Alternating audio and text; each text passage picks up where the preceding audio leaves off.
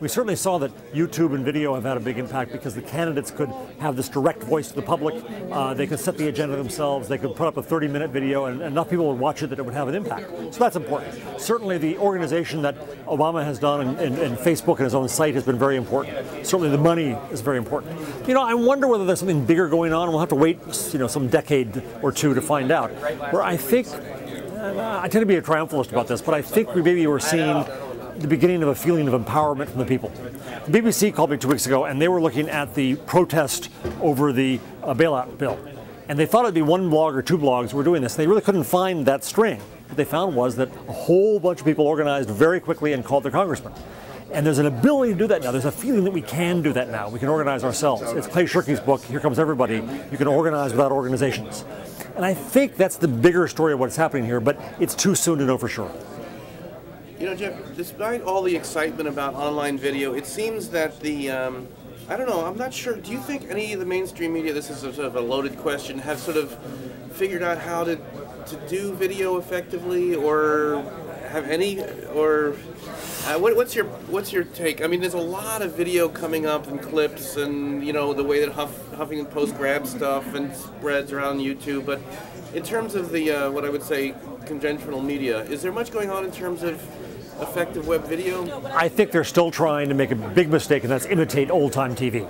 Yeah. And they're trying to do stand-ups, and they're trying to do B-roll, and they're trying to do establishing shots. And they're doing all this stuff just because TV did it. There's no reason to. And I think we haven't gotten to the point yet where we're reinventing TV and video. Now, some folks online don't want to call themselves television. I say that they should, but they should look at it as the next generation of TV.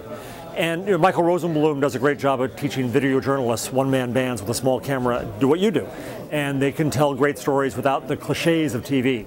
And I introduced him to the Star-Ledger in New Jersey, and they did some great work of teaching newspaper hacks how to make video and how to make a show in a different way. That, I think, will spread, where we'll see people try to reinvent what video can be. The other thing I tell my students at CUNY, where I teach journalism, is that when we go out with a video camera, we think, I've got to make a video story.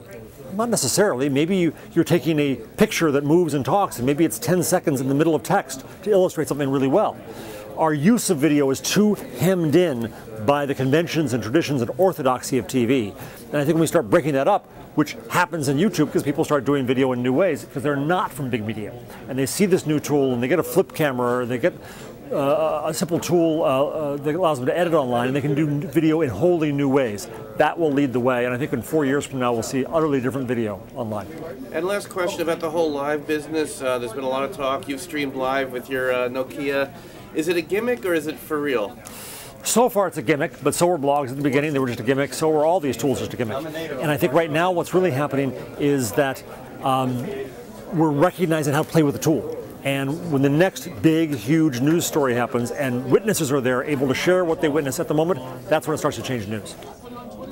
I jumped on him twice. No, he doesn't answer me.